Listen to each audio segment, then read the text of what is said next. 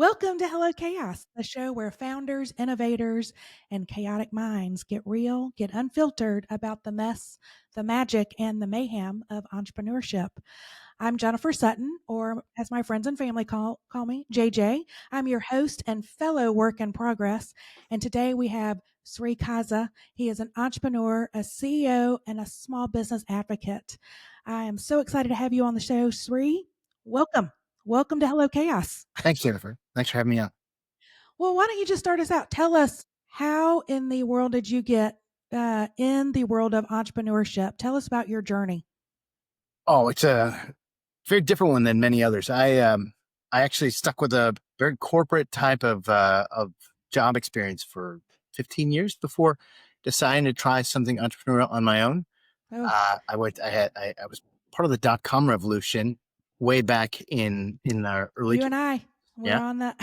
and I got to see a lot of amazing entrepreneur opportunities, Mm, and it's somehow, after seeing companies that would make up product that had like no meaning at all, have incredible value, I thought, this is the way to do it. yeah. And I stuck around until the market crashed. I had my paper millions turned just into paper, um, Mm, and decided, maybe let me learn about the real world of business. And I went to business school.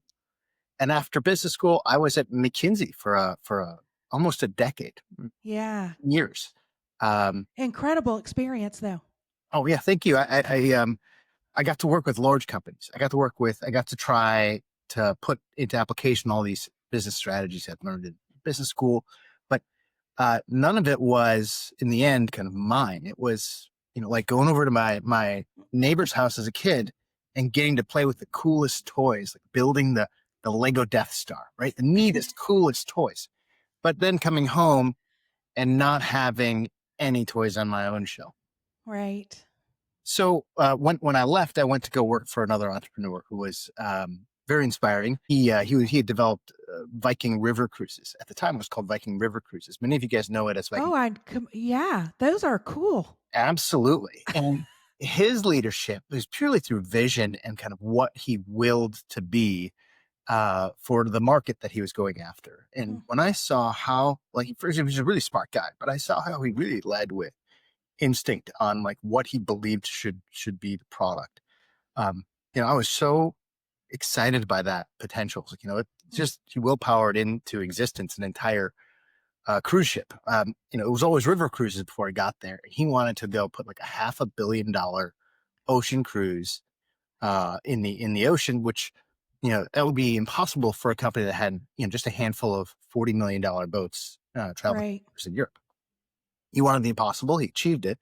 I got to join him for a piece of that journey, and it inspired me to go and try to build my own things. So I did. It got me into a couple of different ventures, some private equity backed, others personally founded. And in each of those, really, I was pursuing a vision that I thought, I could bring to the world, and not at his scale. His scale was fantastic, but in the end, um, one of the reasons I'm out and talking to folks today about small business and entrepreneurship is I got to go and scale up a business that was lending to entrepreneurs Mm, for years, and I just learned so much from listening to their journeys as well, and hearing yeah. how they've established themselves as entrepreneurs or businesses from scratch. So it's fascinating because I worked at big agencies, working with big global brands, and before I started my own agency, and then started to work because I saw a gap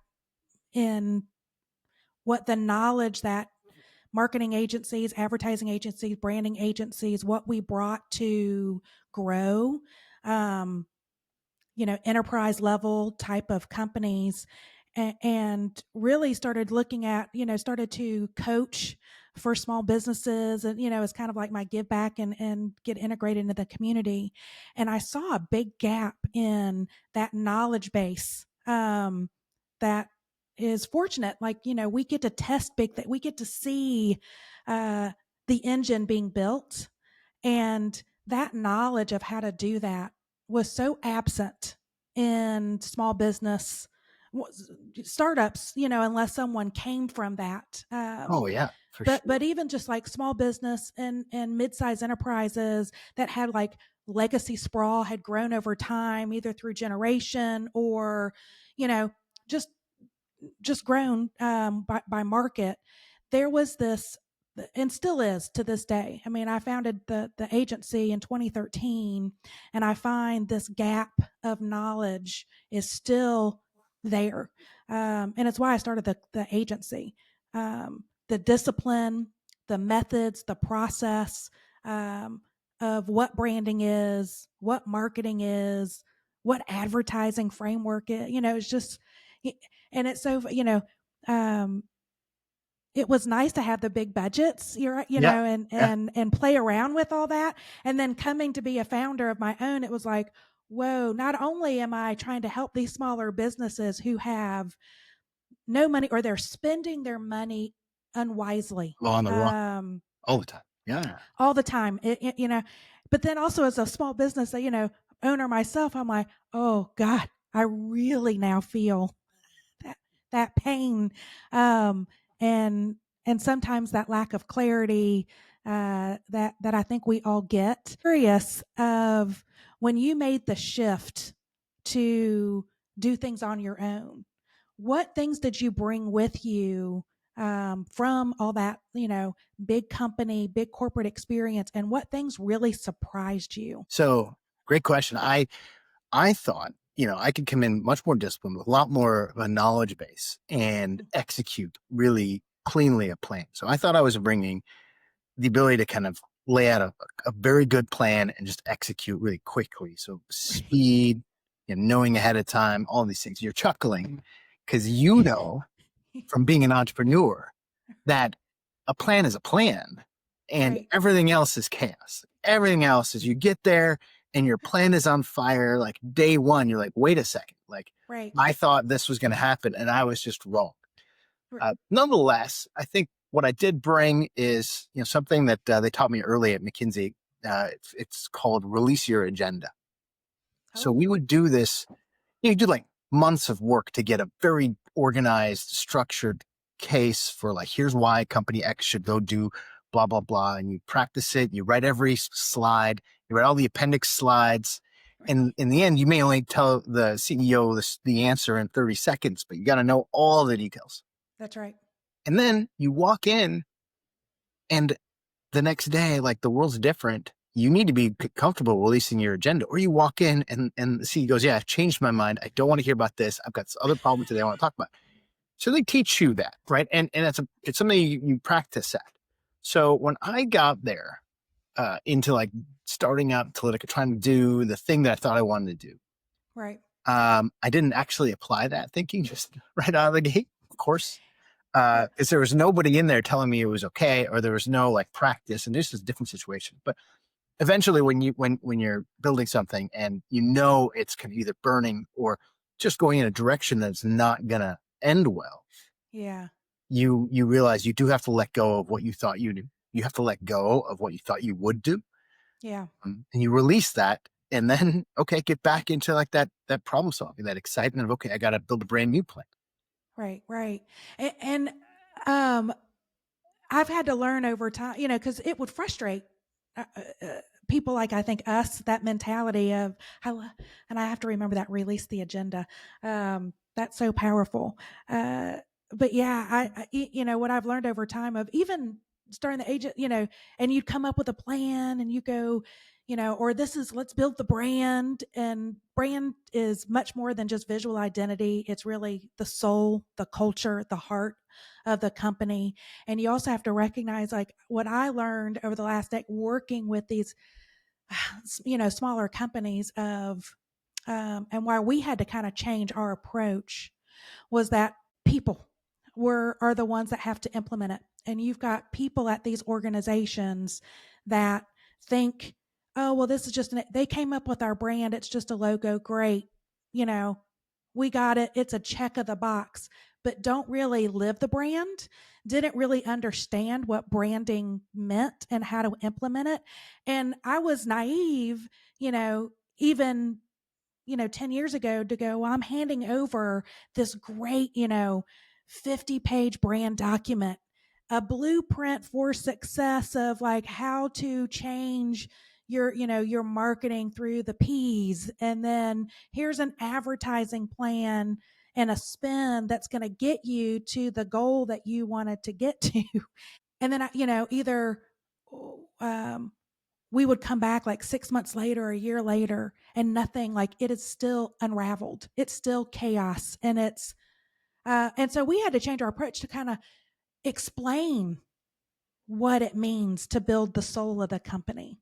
And because the CEO is sitting there, or usually, is usually the visionary, and you can just see the frustration. Like he gets it, he loves that document, but he has no idea how to then get it infused through the organization and make it happen. Yeah, especially And in businesses like the ones you're working with, there is only one visionary, right, and anybody who's trying to work with them to lead change, they've got a very receptive ear where they're working, but then right, everybody else has like actual business to do. And right. I've been hired to do this task. yeah, that's right. Right. And if they've been there, for 15 years, and that's the only task they've ever done for this company Yeah. without any kind of, it's not been driven by a KPI or like some other, bigger business goal. It's the fear of change, um, is such it cripples Oh, teams. goodness, yeah. It's Um, it's it's tough, and people take value in what they do. They believe it has right, value. If right, you don't, as the owner or the CEO, make sure everybody understands what you think the value is, the business right, value. You have to actually live it. You have to make sure that, like, at least the lieutenants who make decisions, like, that they can repeat it and they would say the same things. Like, why does your yes, business exist? No, no, no, not about the profit, not about the growth. Tell me, right. what are you doing for your community or your customer Right. base? What's the impact this company is having Yeah, on whoever they're serving? yeah. Yeah. In Um, context, that's not the metric or the KPI, right? right. That's a Right. tough one, but I think if you're a visionary type of owner, I think you have to be talking about that all the time, Yeah, all the time. I agree. So, so you say that you're a small business advocate. W- why small businesses? Was there a gap that you saw, kind of like the gap I saw, or or did you go, what was that inspiration, that motivation that said, this is going to be my focus? So what tipped me really to say I think this is a place I need to spend a lot more time was during COVID. We had been Mm, my company was lending to small businesses, a lot of the mom and pops, restaurants, retailers, and we were doing quite well when COVID struck, and all of our customers were shut down through lockdown. oh, And they were unable to pay us back, which was then terrible for my business. We had to let go of a ton of people, furloughed, and we brought a lot of them back over time, but we furloughed a lot of our people. And we had to go and help all kinds of small businesses just get back on track. oh And my gosh. one of the great things that I had a fantastic private equity backer in 2020, and they worked with me to take my concerns to the government, and they had Mm, connections in Congress, and they were able to go and share and loop me in on the planning for the PPP. oh We were able wow. to, as a company, get help small businesses give them access to those PPP funds. But what was really frustrating to me was I got the first draft or an early draft of the plans for PPP round one. Mm, And when I read through it, the first thing I thought was, okay, well, you're commissioning banks a really big percentage, 2%, which is, some places it's big, some places it's small, 2% of this money. right. They're lending out $10 million. And you're giving them an even bigger percentage, but like not very much money, 5%, if they're lending out 50,000. So Jennifer, you and I know math. I don't know that Yeah. Congress does. But what do you think banks are going to go focus on with a limited amount of funds, Oh, yeah. right? The You get like a They're going to go to their top guy. We talked to a founder that was on the end of that said, I was told I had a great banking relationship. I was told that I would be the first of the list. And they were like, as soon as I got the link within seconds, I clicked on the link and it said, after they did the application, they're like, sorry, we have no more funds. She called her banker and he was like, I'm sorry, I have bigger customers. Yeah, Much absolutely. bigger clients. They That's came first. They were the priority. And she was like, anybody who had a $10 million ask, right? yeah, They got theirs put in. And the entire 2020 version of PPP went to companies that needed $10 million. And so all of right. these businesses got left behind. But like I gave that feedback, and I'm pretty sure lots of other people gave that same feedback. Yeah. But yeah, we gave a feedback. Congress like, yeah, you're right. That's probably what's going to happen. And then it still went through just like that. And so that really tipped me. That really upset me for like all these customers who they needed the money, right? A lot Right. of these guys, as we know today, $10 million borrowers didn't need it, right? Oh, yeah.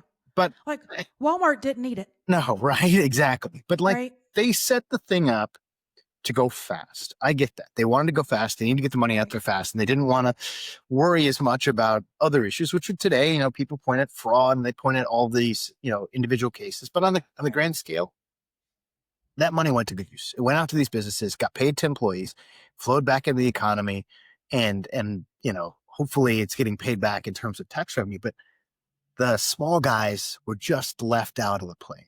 Yeah. That's Yeah. really what Yeah. got me. It being so close to it, we got that feedback, and Mm. to their credit, the government did come back and come up with another version.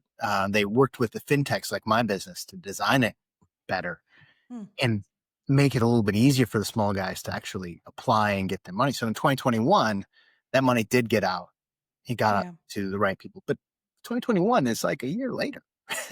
Right. So A lot of businesses closed. 30% says that we were working Yeah. were gone because just didn't get it right the first time. Right. What do you think is the biggest struggle? I mean, we see that small business is still the backbone of the economy, especially, if you look at your local community, what is it? 80% is supported by the smaller business. Yeah, so you'll see in outside of the cities and outside of industrial areas. I think that's true. I mean, nationally, I think 60% of people are employed in small businesses, 40% in big Yeah. ones. Look, I tell you, with the AI wave coming, Yeah. it's going to be like 20% of people are employed by big businesses because they just, they'll use AI to eliminate tons of things. Uh, Yeah. I think, small businesses are incredibly important because of what they can do for the community, but also because what they do for creating a diverse market. So I'll point out, I love these business books that I studied in MBA, and so I'll point out there's a great book called The Innovator's Dilemma by Clayton Christensen. Oh, I'm very familiar. Yeah. And when you read that, it shows you that big businesses overlook opportunities all the time because it does not That's fit right. their profit, right? And so if you've got a service offering, for example, you're a brand consultant, um, and you're out offering a set of services at a certain price point with a little bit of connection and personality. For a big business to do that, they'd have to hire expensive people, make a Mhm. sale, and then charge a lower rate. So they just skip past the opportunity. They don't help. And Right. instead, you have I wouldn't say it's an easy space or an empty space, but you have a space where your unique way of doing business works. And it only works for the clients that you have. It doesn't work for the clients that turn you down, which Right. actually is quite a wonderful symbiosis of somebody who actually values me will work with me. Right. Now, not every business finds enough of those people who value them. So I don't want to say it's easy, and I don't want to say that they're self-perpetuating. But if you don't have the small businesses filling needs that the big businesses just don't want to fill, or worse, they want to uh, simplify and homogenize. And you can Mhm. imagine some dystopian world where you go out and you have three options for burgers, and that's it. Right. Right. And you're like, okay, well, so I get one of three things every time, everywhere. I mean, that's a world we would get to if we allow just for the scale players to pursue That's scale. right. That's right. But we get this wonderful opportunity, lots of different textures to our economy, and I would expect that over the next X number of years, as things kind of tighten up for the big guys, Mm-hmm. AI is going to empower small businesses too, or individuals to go run their own business because they could do 20 more things than they could have before without it. That's right. Just a matter of I mean, people. we see it in our own business. Oh, It's absolutely. helping to amplify, you know, our operations, and we call it, it's. I, I will say, I don't think it's going to replace truly human experience because you need the filter. You need AI is a great co-pilot. Yeah. It Oh, is not the pilot, right? absolutely. Um, Maybe yeah, maybe there are things out there where AI can pilot and do it, and that's fine. Great. yeah, Then we should get those things for really cheap, and we're not going to value anything unique about them, and they'll come back right, in similar cookie cutter patterns. But if people want, human but connection, they want to be right, heard, it's they the want, authenticity, right? I mean, yeah, that's absolutely who wants to have a stale, generic AI service? that's right. That's right. um, Fascinating. So, as we kind of move, in your journey, um, what are the like, and working with small businesses, what are the big myths about starting a business or scaling a business that you saw that, coming out of corporate to then go and start something to go, they lied to me. What in the world were like, what are the biggest myths out there? So Um, I, I I spent a lot of time in customer care, service, and sales, which is a lot of the human connection. yeah. And what I did for a good number of large businesses was I scaled up their sales capability or their service capability, and delivered standardized experiences. Hmm. And one of the things that I really, what really kind of struck me in working with so many small business entrepreneurs is, I still look at a mindset of, look, you can't grow this thing if you do things differently with different customers. You can't, Right. right? Right. I don't know that that's totally true, but I will tell you that the biggest myth that I encountered, which I still believe, is you have to grow this thing or you have to scale this thing to begin with. Right. In fact, you can uh, create something special and lasting and even potentially more resilient if instead of focusing on growing the dollars or the transactions or the units, you grow that love that your customers have for you and your service, right? Yeah. And grow yourself personally. There's so many of these businesses, the ones that actually survived. I talked about 30% that didn't. The ones that Right. survived, a lot of them survived because their customers just rallied around them. Yeah. They Oh, I really, agree. really recognize And their employees. and their Yeah.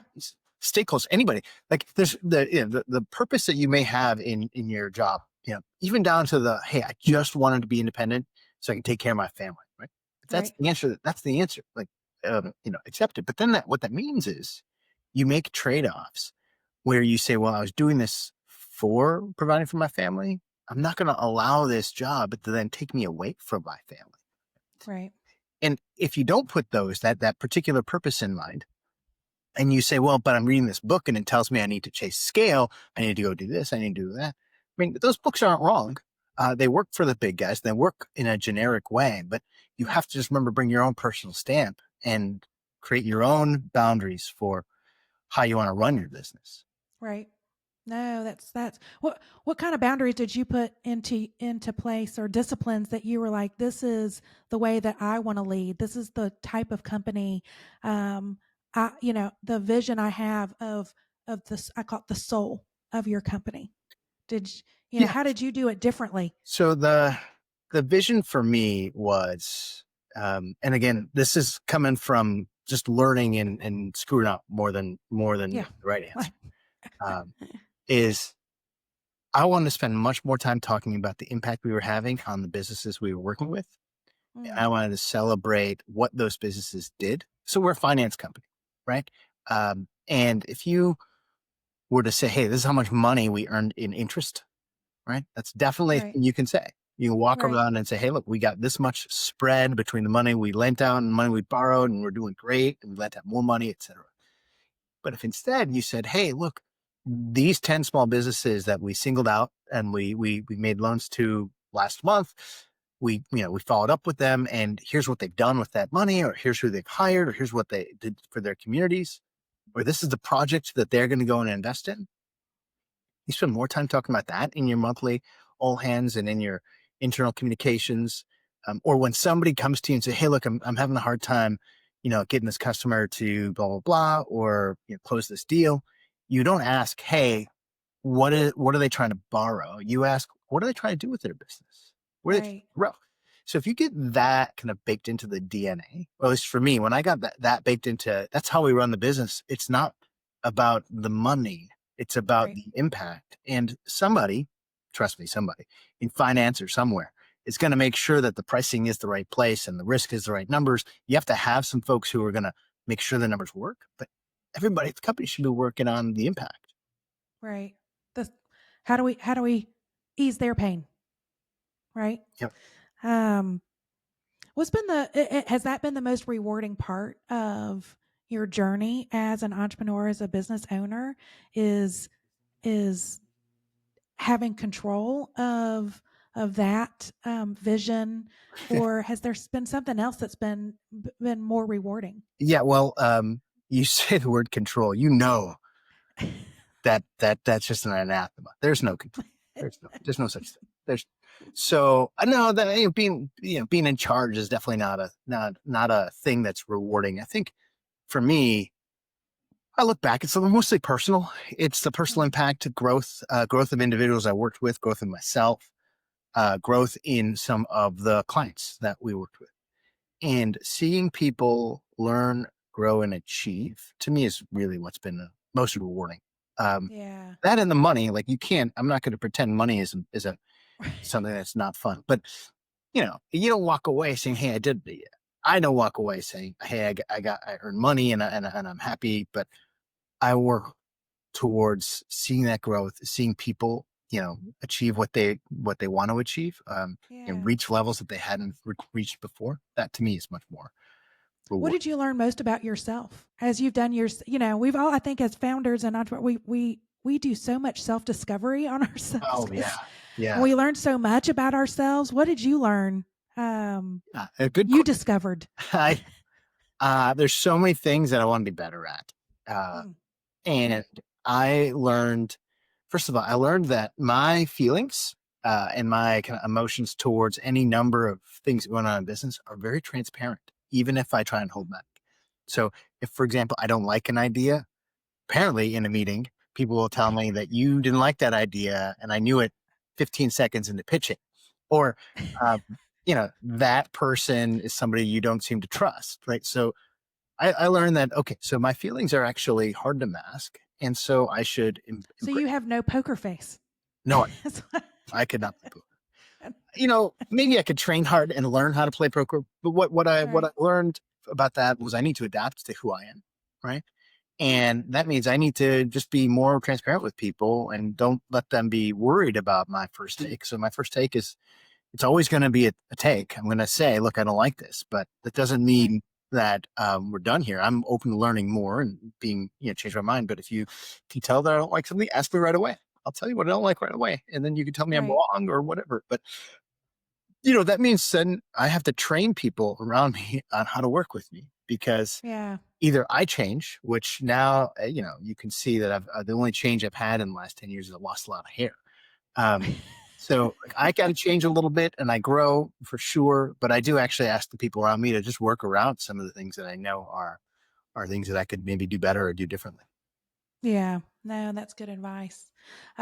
What's something that you really like about yourself that you wish others around you recognized more? Yeah. Um, I'd like to say just an exact aftermath of saying that my feelings are very clear. I'm pretty easygoing. I'd like to say that. I like people to recognize I'm pretty easygoing.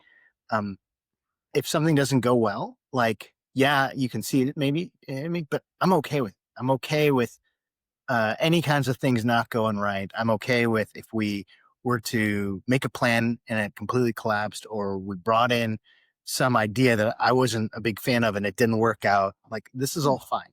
And the reason, like we talked about at the beginning, is I now know that you can put good effort in, and I could have been right or I could have been wrong, but my plan's on fire anyway. So don't worry about like the plan being on fire. Worry about what your next plan's going to be, right? Right. And so I'm pretty easygoing, and I think if as I work with anybody, I always want to make sure they know that mistakes are fine. Yeah. Being wrong is Yeah. We'll just adapting. keep moving forward. Yeah, Right. yeah, Yeah. Um, wh- you talked a lot of ahas as you've kind of gone through. What was the biggest like? Oh shit, the biggest barrier. I mean, I know COVID, but I'm talking about like, uh, was that the biggest like? Oh my gosh, half of our clients are struggling. They can't pay their loans, or was there another yeah. just big barrier? In a different business I had started, which was it's a talent analytics software. And now this is more than 10 years ago, I think, at this point, but start a Yeah. company that would plug into some small businesses applicant tracking system.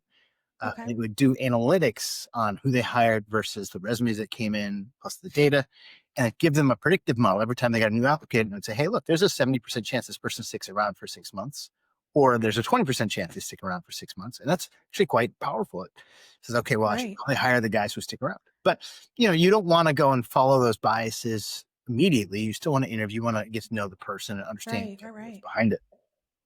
So when we're out there selling it, we got our first handful of clients. Took some time, but uh, I'll say this not with ego in mind, but I charmed my way into getting a bunch of these clients, and they trusted us. They trusted me. We got business done, and I was raising another round. I was talking to an investor who looked at the whole business plan and looked at the pricing. Your pricing's really low. You got to raise it. It's like, well, you don't understand these businesses, like, they can't afford this kind of pricing. And if you look at what they're paying for the ATS, et cetera, you just can't charge that much more. He goes, okay, well, Right. then I don't want to invest in the business because I don't think it's going to work out. I'm like, well, what do you mean? Like, there's profit. Look at the customer acquisition costs, look at all this stuff. He goes, no, Sri, you don't understand. You haven't factored yourself into this customer acquisition cost. So take yourself out of this picture. Go hire some salespeople who are good. They don't have that passion that you do. Don't and they get paid a little less than you do. But you do that math again with actual salespeople, and you're not making money on this product. So Uh, and he showed me that normally it'd be like 6 months to close a deal of this size. Okay, you got to deal with legal, you got to deal with HR, you got to deal with operations, all in the same sale. yeah. That's really hard. Yeah. And then technology too. You got to get the technology. So like it's just a really complicated selling motion. And he showed me that, yeah, is my time best used on this thing? And it's not. But then is there somebody who could do it? It really caused me to like say, oh, wait, what are we really doing here? Right. We really shifted actually after that because I couldn't get the investments because others could tell too that it wasn't going to take off if we had great sales. So it really shifted my thinking towards, I really got to worry about educating my customer because that's part of what I have to do. If I've got some innovative product, spending all my money just telling them how to use it before they even Yeah. buy, You, you you, got to balance that. yeah. Yeah. I call that's the category sell, especially when you come into a market and it is a new innovation, Yeah. right? Um, and, and it's that blend of why, but then also the how, right? The tool. Um, but yeah, that's hard. It is really hard. Uh, it is like, we work with so many startup and really cool innovations, and that's the biggest struggle of they have to create the category that they're entering into Yep. and educate around why that category has emerged Yeah. Yeah, with it. and you have to either have, huge amount of faith that this category will be huge, and Right. when people know about it, they'll come to you first, and then you can pour money in, right? But then you need those VCs to come in and say, yes, Right. we will give you a ton of money to just go buy up customers and do all that education. Because in the long run, yeah, maybe we'll be an Uber and everyone knows how to use the Uber app, and now we can Right. charge, triple margins on it because nobody else is doing it. But if you don't get there, you know, where is it that you're going to end up? Do you end up kind of mid-tier, or do you give up, or do you pivot? Those are questions that, obviously for each individual startup, they're going to have to sort out. But those are That's double right. questions you ask yourself along the way. Oh, yeah.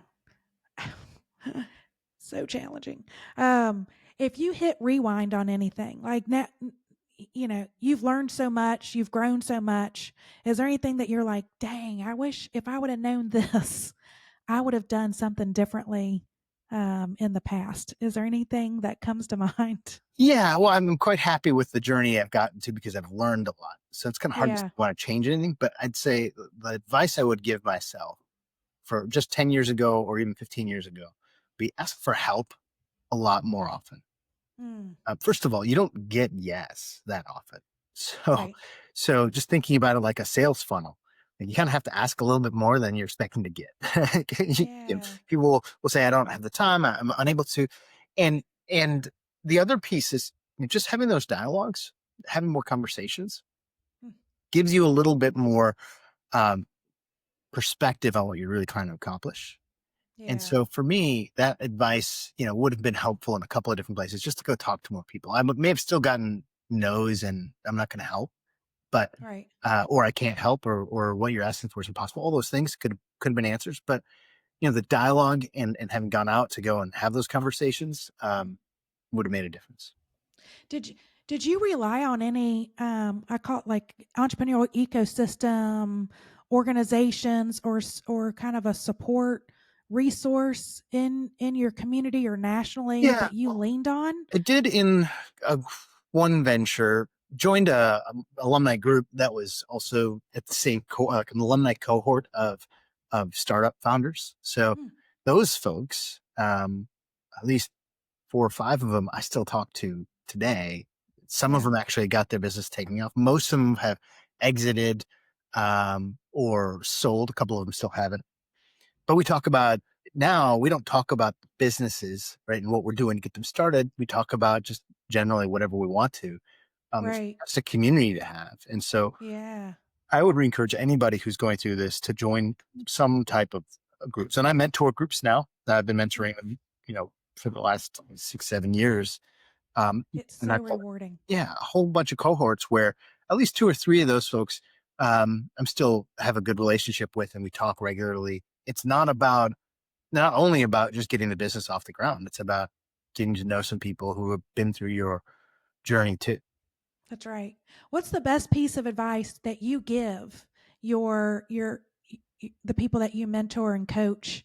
Um, and then on the flip side, what's the best piece of advice that you've been given?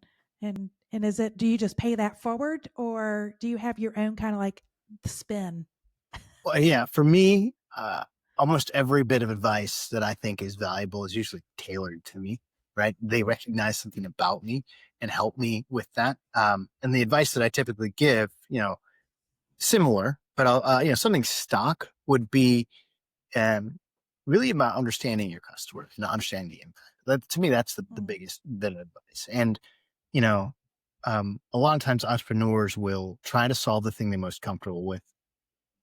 And they know they can solve that problem. And just like me as a kid, you give them a Rubik's Cube to solve when they start, they won't stop. And they're just still there twisting and working on that problem. But if they lift their head up, they'll realize that people don't need the finished cube, right? They wanted something a little different. So right. don't just focus on the problem that you're good at. That's usually the advice that I'd give folks. It often comes down to the customer acquisition piece that we the education Mm, piece. It's look, you keep making a better mousetrap, but these people don't know that they have mice. So you really have to work on the mice situation before you right. get into explaining how fantastic your mousetrap is. For me, that Yeah. advice, you know, came in the form of the story I told a minute ago, which is you have some talent here. You can sell your way out of anything, but that doesn't mean that that's what you should be doing with your time. That means Right. that that's an actual cost that if you were to try to scale, you're going to have Yep. to go and solve for. Yep. No, that's a great piece of advice. I don't think people calculate that. Yeah, they don't put themselves in Um, that picture. Yeah, right. especially And how do they do like I've got to afford and grow and scale to replace me. Yeah, thinking about replacing yourself.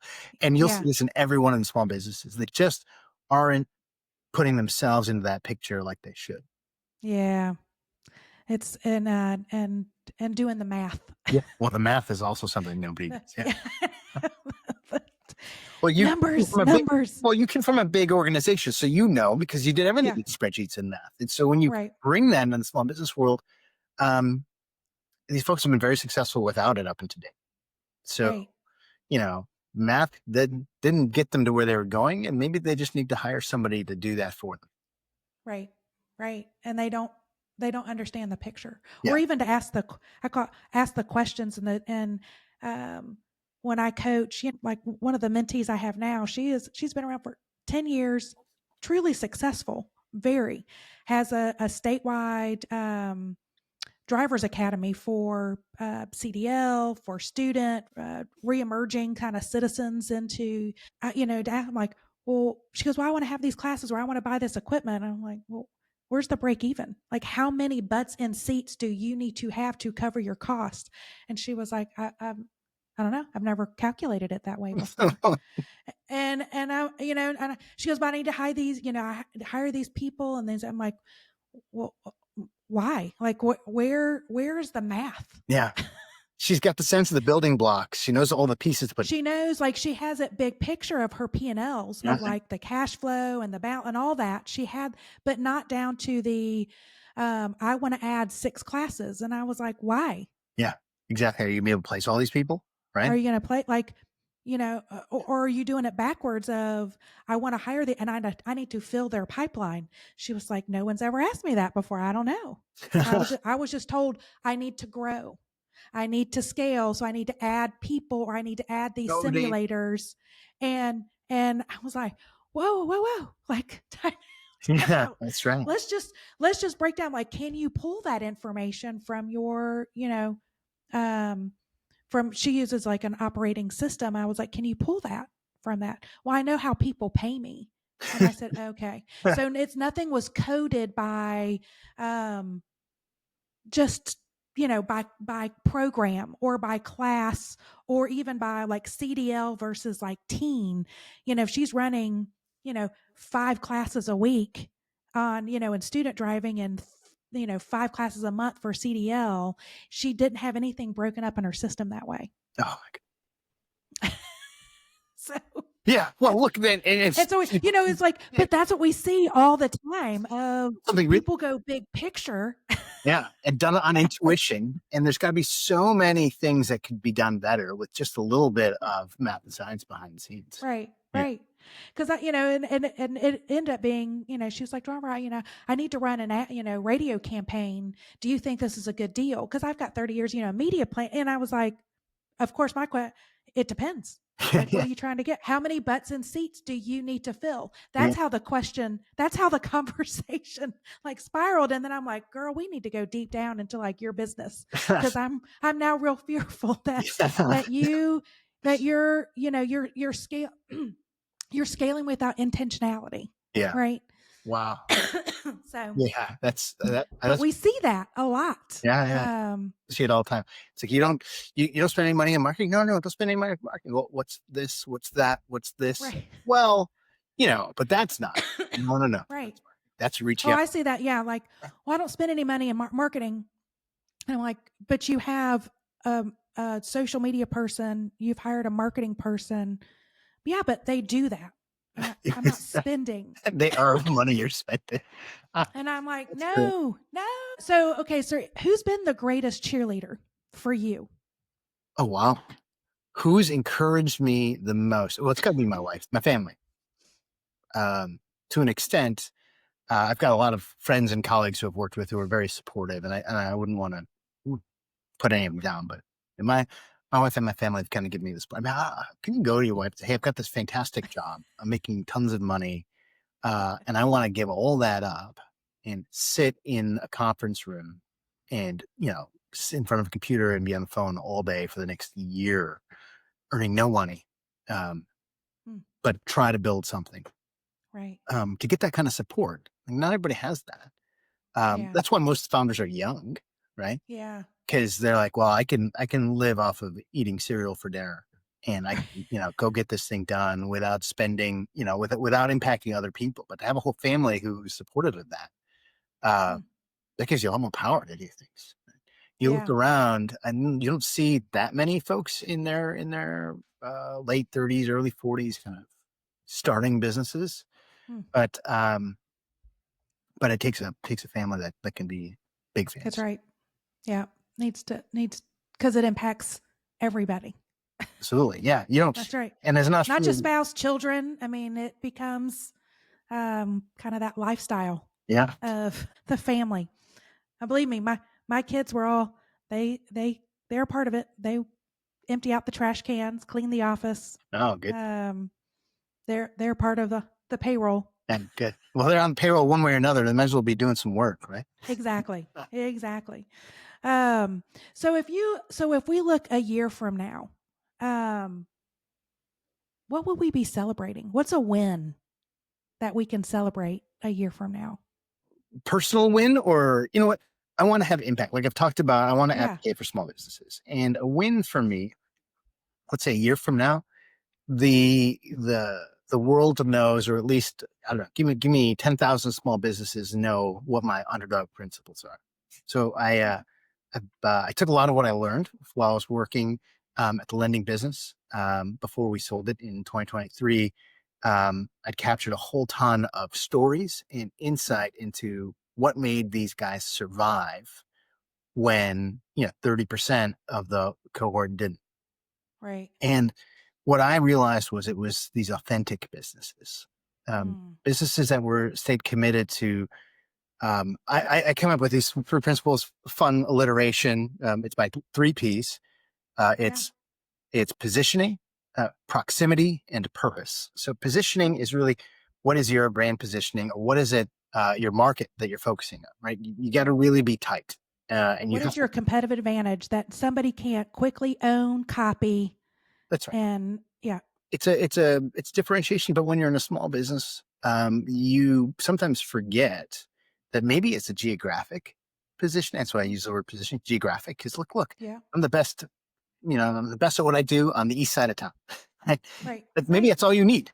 But if you can embrace that and say that's your positioning, when you can embrace your positioning, then you can then pivot to embracing your proximity. Your proximity is your Mm, closest to your customers. You just have it. Big businesses don't. Big businesses can't do that. Um, right. and but it does mean you're going to commit to the ones who know you the best, that you interact with the most, and you would pick those core customers over the marginal customers Mm, in terms of how you run your business. And then finally, purpose. It's mm, not just about profit. It's about knowing your purpose, fulfilling your purpose, making sure your employees and your team and your customers also kind of can embrace that purpose. right. So those three principles, as I wrote about in my book, can be adapted and applied in any of these situations where big businesses follow a strategic playbook, right? I Right. spend years learning it and implementing it. You as a small business should follow those same strategies. And your That's right. advantage here are these principles. So you can beat them. You can actually do better because you have things they don't have. Yeah. And if US success for me is if maybe 10,000 businesses had learned about them, embraced them, and started using them in their thinking Mm, about the business. That would be a big win for me. yeah. Oh, sorry. We're. I think we're made from the same cloth. That is a of because you're right. It's like that's the playbook that big businesses, and it's one of the reasons I started my company was you just see this really big gap of um, within the small business, like those disciplines, the understanding of what makes a brand. Um, and it's really the soul, it's the culture, it is what makes them unique. Not just what they do, but how they do it. And Absolutely. and you're right, small businesses can communicate that with much more passion and connection with their customer because they're usually, one step or two steps removed from the Well, sure. customer. Like the I CEOs of these mean, big companies, they have to look at survey data, and surveys right, tell you right. or feel like Like you can walk outside your or pick up the phone and go, "Hey." This is, I'm the CEO, blah, blah. Yeah. Um, but that is so powerful. What's the book? What is the book called? The book's called Unconvention, a small business Oh, strategy guide. It's okay. available already, I think, on Amazon, or available for pre-sale on Amazon. And then it should be in bookstores too, in the fall. And I think September 23rd is when it releases. Oh, fantastic. So Yeah. when this podcast comes out, we'll be able to fuel that. Yeah, Very good. it should be there. And what I'm most excited about is getting people to kind of learn the principles. Like, you don't have to buy the book; you could probably download it. When it becomes an EPUB. I'm not out there to get a buck out of it. What I want to do is get people to download, like, just take the free primer that's on my website, um, or just learn about what they are, and then if you want more detail, if you want to see more, go ahead. But really putting them into practice in your business, that's what I want to see. Right. Oh my goodness. That is so fantastic. Okay. What would listeners be really surprised to learn about you that's not on your resume, it's not in the book, but just something that would be interesting for someone to Oh, go, all oh. right. Well, I had a handful of things that are interesting, but the my editor said put those in the book. People will be more interested. It'll be more authentic. No, it is. It's true. I talk about, well, my time I lived in Japan for a year. I talk about my passion for martial arts in there. Um, so what else? Are you a black belt? Are you a black belt? I Are have a you black belt. I'm okay? an old man with a black belt, so I still go to classes. I show up. I'm, you know, all these younger people who are still kind of working towards their black belt, like, they see me and they're like, "Huh?" It's like, no, I was good once. I still have a lot, but I can't do it. Whatever, the 360 or these big aerial moves, no-handed cartwheels. It's a bit much, but I can still do a little bit. So I stick with that. But Yeah. something unique that's not in the book. Geez. Oh yeah, I do a lot of. I've learned a lot of coding. So Oh. I still do stuff today. I'm impressed with AI and its ability to kind of do this. So now, like, it's hard and it's painful to write code, but if you have like an AI and you knew how to code beforehand, like, you Hmm. could do all kinds of things. Oh. So I Yeah. still kind of do that with my kids, and get some help from them, and uh, Well, teach them. find projects. Oh, Right. they know more. My son's like a CS major, so he knows. But like, I get to work with them on little projects. It's kind of one of the things I do now is find ways to spend time with my kids on their things. That's fantastic. How many kids? Two. Two. Yep. What ages? 19 and 20. So they're both in. Nice. Yeah. Yeah. Are they so college? Yep. Both college? Yep. Yep. Are they in California college? Or are Oh, they did you send them far, far away? they seem to want to go far, far away. Yeah. Yeah. It is what it Well, is. fantastic. Uh, Yep, I know. I have 4 kids. I have one that's off the payroll now. She's graduated and now living her best life, and another son that is soon to be off the payroll. He just graduated from college and living in the home city. Chicago. Huh? They come back to the home city. No, No. no, no, none. And then I've got 2 high schoolers, so I'm still on Yeah, you're counting the down. You're counting down. countdown. Yeah.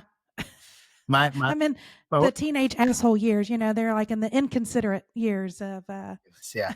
You actually talk to them more when they leave. So, like, you're probably your yep. oldest. You talk to more, or you have real Yep. conversations with your oldest. Yes. The Yeah. rest of them, Oh yeah. maybe. That's right. That's right. All right. If you had to sum up your journey in one word, what word would describe your entrepreneurial journey? Unique. You give me one Unique. word, I'd just say unique.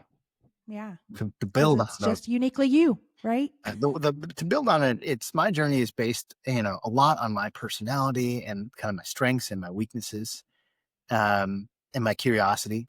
And Mm, so when I've probably dealt with maybe 10,000 or more entrepreneurial stories, mm, and probably not individual conversations with all 10,000, but having to go through all these customers that we worked with, yeah.